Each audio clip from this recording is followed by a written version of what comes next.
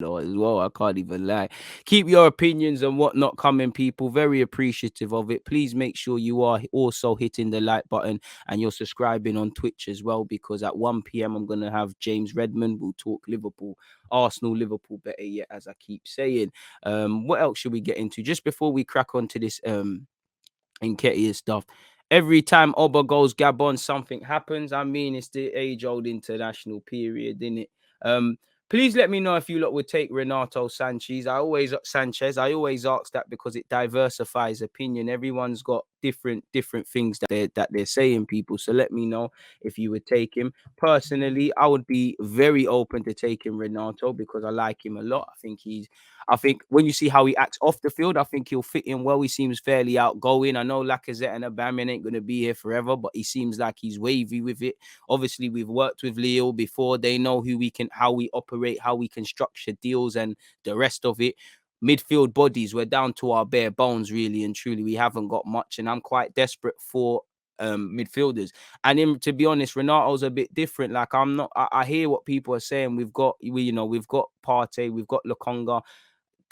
People want a Basuma or the people like that. I hear it, but I just think we're having too many of the same midfielder. I think he's not expansive like that, but he's a bit different. He's a good ball carrier. I do think sometimes he's not always there for the whole 90 minutes. I think he had a really good season last year, and he's probably feeling a bit down because he never got a move. Think he did well in the Euros as well. Did better than Bruno Fernandes when they made that change and put, I believe it was Matinho and Renato in the midfield, and they put someone further forward and they dropped Bruno. Portugal looked better in the group stages. So I like Renato. There's obviously he's young and that as well. For me, last time he was in the Prem, not barely you know, people forget that he was at Swansea, so that might give him the fire to want to be a success in the Prem. You can't have too many ball carriers in the team. You're right if someone gets injured, but you're going to struggle to break down teams or do anything of note if you was to have Basuma, Lokonga, Partey, or any other third party to match the two we've got. It's not expansive enough. We don't have enough midfielders. Partey can pass a ball forward. It's not his priority. Lokonga and Ainsley can pass the ball forward. It's not their priority. It's not their primary job. And they if it was, they would struggle at that. As much as we need ball winners, how you hold on to the ball, how you create chances, how you dictate the tempo of a game is how you manage it as well. And I don't think we have that in our team. The only person that probably is a bit like that is Xhaka. And obviously Xhaka is a ticking time bomb. Realistically, it all depends. It all depends on the result, really. There's been times Jack has helped us. There's been times he's not. There's been times you look at the Palace and the Brighton games. People are saying we need Xhaka back. No one wants Xhaka back at this moment in time. So you've got players who can't really consistently play certain passes. Xhaka, who, people will gas up the one good pass, really, where it should be a minimum. I'm all for Renato Sanches. Hit the like button, 200 of you locked in. The biggest thing for me is desperation. That's why I would take Ox on loan. I would take some of these names because if we're not going to make anything else pop, I think we're in a dangerous position. By God's grace, Lokonga doesn't get suspended, injuries, etc. Same goes for everyone. The same goes for Ainsley Maitland-Niles. But if a madness happens to Partey from now till AFCON, in January, Partey is irrelevant for a few months anyways. But if anything happens from now till January, we're in trouble. We're left with Lokonga, who I rate a lot. Him and Ainsley ain't going to give you too much change together in midfield. Neither is Lokonga and Partey. We need to be able to play those pivots, but we don't have enough. We should be able to play a defensive trio, a defensive duo, and a 10. Different variations. I don't think we've got enough midfield technicians. Are we able to sign that in the summer? I mean, in January, I don't know. Hopefully, we had targets, and for whatever reason, whether it was Xhaka staying or other variables, hopefully we're able to revisit things in Jan where you can do business, but nobody wants to sell players who are part of their team, and everyone wants you to pay at a premium. So I hope Edu and Arteta, when that window ended, they knew what they needed to do. Because if I'm real with us, people, for the last 5, 6, 7 years, we've known we've needed a midfielder. Since the summer Partey came in, we know we needed two, and the club twanged us by making the release clause active and things like that. We turned down Renato Sanches for 35 million allegedly when we had the opportunity. So I don't think we're going to revisit that, people. Apparently, Renato is said to be open about the idea of joining Milan after a failed move to Arsenal didn't work out. And I can remember him and Gabriel, us fans, they were flirting with him coming to Arsenal on Instagram and that. You know, apparently Frank Nketiah looks like he's leaving for free. I wouldn't mind that at all if that could be a cut price thing in January, which isn't that really, you know. And to be honest, AC Milan got a good project, but you know, if Renato Sanches can sign for them, then we must have a chance, really. Let's type in Renato Sanches, Arsenal. So we had the chance to do it for 35 million euros last summer, and we didn't do it, people. I don't know why. That's around 20 odd money. I don't know if there was money to spend, but apparently, according to Sports Witness, this put Arsenal off.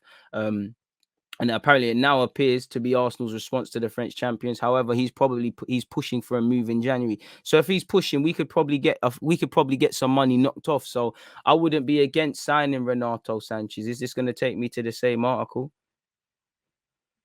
I don't know. Arsenal made an attempt to sign Renato Sanches from Lille over the summer, although the Liga's asking price appeared to have put them off. So we couldn't do IOUs, really. I think for 35, that's about 20 odd. I think that's a decent price, but I understand if they want to get it a bit cheaper. Apparently, Gunners wanted to bolster their squad over the summer.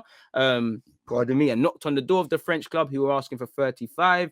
And it appears Arsenal's response to that was no way. And, you know, Renato himself is now looking for a way out as he has decided to turn the page, and in harmony with his agent, George Mendes, is looking around and already has his suitcases ready. So maybe, you know, if we were interested, maybe we could do a loan with an option to buy, or, you know, a loan, maybe give him back Pepe or something like that. I don't know. I'm just throwing things out there, people, really and truly.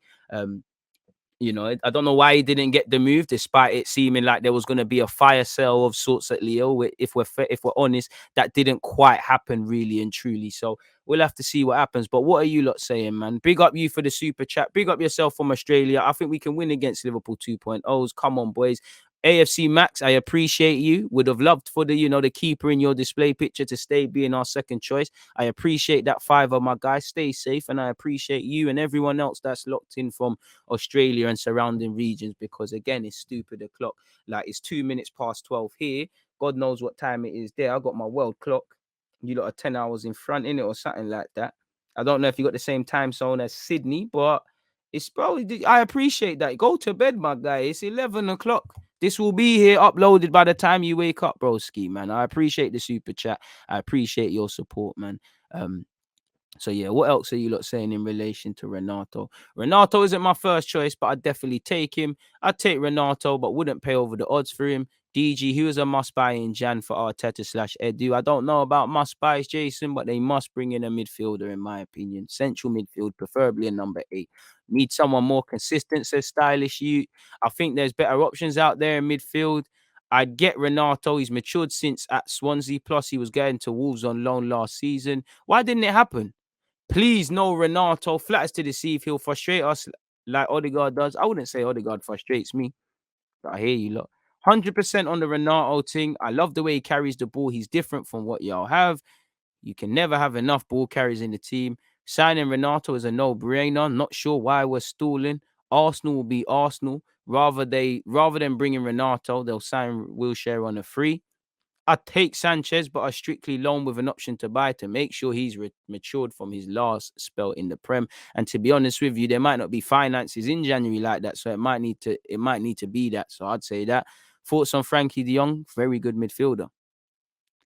Renato Sanches has one of the world injury records out of the top 4 leagues. No way. And I mean, you know, that's another thing which could put me off someone. Again, I'm no physio, but obviously if someone's not fit, then they're not able to play. And joining mid-season at, you know, he's 24, there's a good base. But when you join a team mid-season, you're almost up against it already, which is why I think there needed to be some luxuries afforded to Odegaard, and I think that's why people needed to praise Bruno Fernandes a bit more. He'd have to adapt to the Prem, he'd have to adapt to how Arteta wants, he'd have to, you know, all of those things. And obviously, if you're getting injured, it affects the amount that you're available for, which obviously is going to affect the potential you can play at. Because obviously, now you get injured, you're starting again. You know, you could be at this level, you get injury, you're there, you're trying to get back up to this level. If you don't get up to this level, getting up to that level and stay there consistently, you might finally get up there. for and for 4 weeks you're fit, then you're injured, you're back down here, and the whole season is that. It's a bit like Loftus Cheek, and it kills me for Loftus Cheek, because if that man can stay fit like he's doing, you see the potential. But suddenly, when you're always injured, you can't play to your best level. When you pick up one injury in terms of getting back fit, you start getting others. Again, I don't know if that's something to consider with Renato Sanches, but it is what it is. 53 appearances for Bayern Munich. 67 for Leo, and I think he's finally hitting maturity. I think he got that move to Bayern Munich way too early, and lo and behold, what happened there? I'm trying to find my man's injury record, because that's a good point, and one that we could look at. Renato Sanches injury record. Let's look at his injury history. Is this it? Right, he's got a pretty big rap sheet in it. You're right. Still, this is they're deep. Like, how you? All right, cool people. I'm sorry. I know he's got injury issues, but how you including, bro? Man had a cold. How you including that into his injury thing, bro? Everyone gets a cold. Like, I can't lie. I find that one a bit deep. You can't include that. But obviously, he missed 58 days for Bayern Munich with a hamstring knock. Sadly, they including he had a cold, which is harsh, man. But anyways, now again, that was a great comment by Modern Gooner Car. The rap sheet is mad. Now again, let's just look at, let's say, from last season. Let's be a bit nice in it. From last season, that's a big rap sheet, people. I can't lie. I can't lie to you, man. I cannot lie. I have to get the calculator out. Let's get the calculator out quickly. Hit the like button if you haven't. So let's start from. I'll allow him for. It look like the rap sheet is mad in it. It's mad in it, but I'll allow him from 2020. I'll allow him from 2020. So he missed 24 days there. He missed the next 24 days there. He missed the next 26 there. He missed 11 days there. He missed 9 days there. He missed 7 days there. He missed 47 there. That's 148 games missed, people. In just from counting this up and last season till now, he's missed 148 days. And obviously, again, you can count up all the games my man's missed. They're really and truly there, in it, people. So it's a madness what that's. You got 10, 12, 13, 14, 15, and then so on. But you're touching in over 20 games, really. And again, if that's Arsenal, we're not in Europe, so that's the bulk of the season, really. And then obviously it looks quite bleak beyond that. But at the same time, he has been fit from September until November, so it's been 2 months. But boy, that's a fantastic point for Modern Gooner. And yeah, it's a loan thing. It's a loan with an option. It's a that one. I don't know about if it's one of the top 4 in the leagues and the rest of it in terms of his injury record, but from the last season, he's missed 148 days, people. And then obviously, if you start adding up over the years, it's a bit deep. But I'd say even if you just start adding from 2019, in the last 2 years, 18 months up until this point, it's peak, really. So boy, that would be the one thing that probably throws me off, and that's probably, yeah, man, loan thing. I'd still like him. I think he's got potential, but yeah, that I don't know for us, man. I don't know if Arteta wants Ox. I don't really want Ox back, but again, desperation. I'd rather somebody than nobody, with an asterisk on that, because I do think we're going to be in a lot of trouble in January if we don't. From now to, we're playing a dangerous game in it. I hope everyone stays fit, but yeah. Ideally, Renato and Alwa, while shifting Eddie, Collar, and Reese would be a top window for us. Reese is on loan. I don't think we'll move on to him. The fact Wolves were in deep negotiations for a loan tells me we definitely have a chance. To be fair, Wolves have that Portuguese link up, and you got to ask, you got to ask yourself, why didn't they do the thing, man? I take Renato, but as long as we sign a number 8 as well, I would take Sanchez for 35 million euros in January, because if it makes sense, Arsenal won't do it, and go for a cheap option in midfield. Should be going for Aouar or Van de Beek. Love for the super chat. It's 11:08 p.m. Can I suggest Zachariah or Tyler Adams? Love for the super chat. Always love your stuff. I meant we can win 2-0 against Liverpool. Sorry, I hope we can win. I'll take a win, 2-0, 2-1. I'll take a point. I'll do a lot, man. Love for your super chat again. And out of Zachariah and Tyler Adams, I'd rather Zachariah. I don't really rate either too tough anymore, but I'm more of a Zachariah fan. I think Tyler Adams is steady Eddie. Again, on loan if we don't have any bodies, but it's a madness. I'd rather Nketiah than Renato, but it don't look like it's the thing. Last summer, Arsenal loaned 150k to spend 150k to spend during the transfer window. I'm sure they will not spend big this January, and we'll wait. To be fair, Edu did say, maybe in other windows it'll be one or two players rather than the wholesale changes.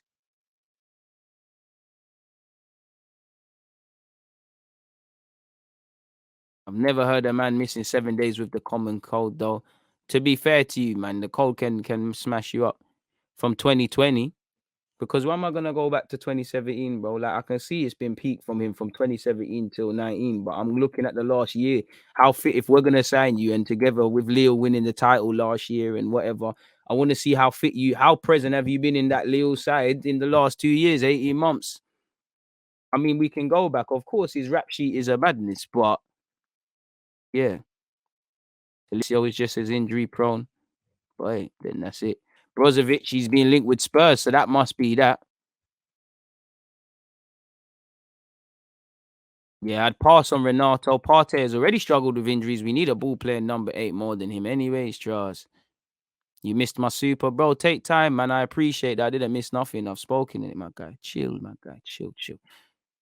Go for Adelaide and Alwa. Leave the, I love Jeffrey and Adelaide, but that one there just needs to get left alone. Appreciate that. Chill, Max, man. Chill. Love for the super. That chill, bro. Chill, chill, chill. There's a lot of people here. We're talking about a lot of stuff. The world ain't revolving around one singular person. Just chill, chill. Chill, man. We got a good thing going here, man. I know it's late in Australia, but just chill, bro. So yeah, it's probably a pass for Renato. Maybe that's why Arsenal passed really and truly. So yeah, man, that's where Renato Sanches is concerned, sorry. Probably gonna be dead and buried, really and truly.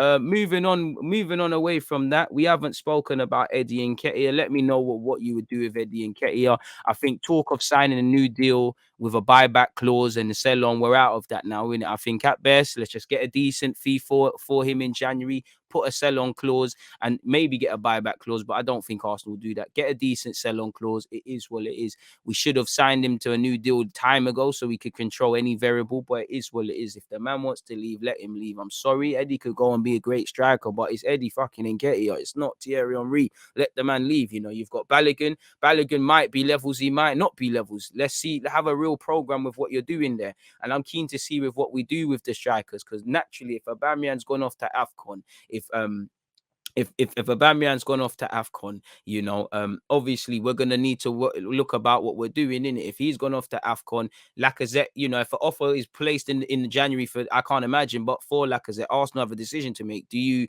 let Lacazette leave on a free, or do you get some money?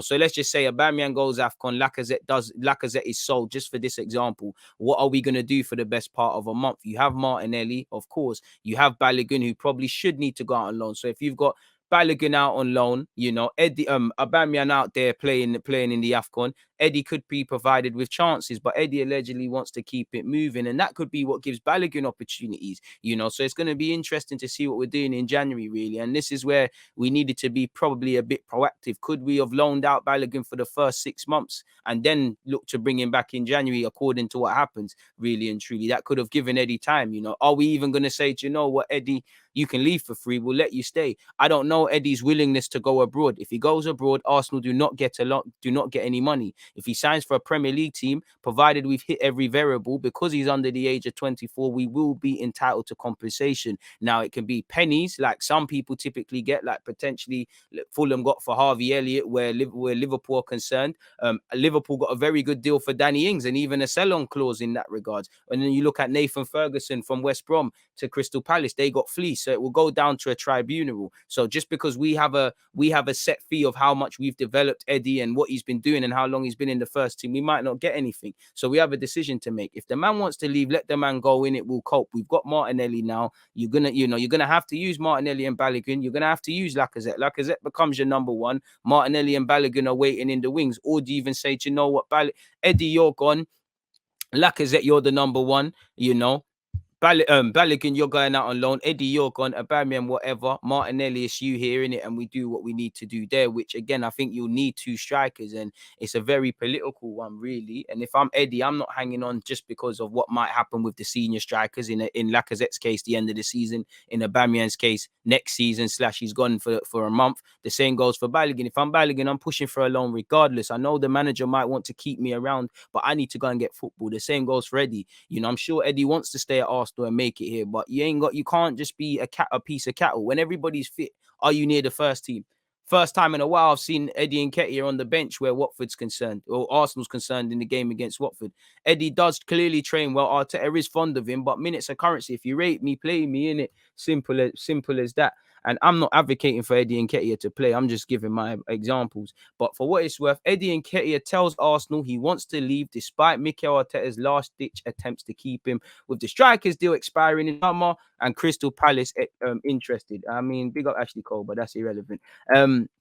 Let the man go, you know. Let the man go. Let him do the Ian Wright career in reverse, you know. Go for me, South, you know, playing will be good. You know, he's a South London man.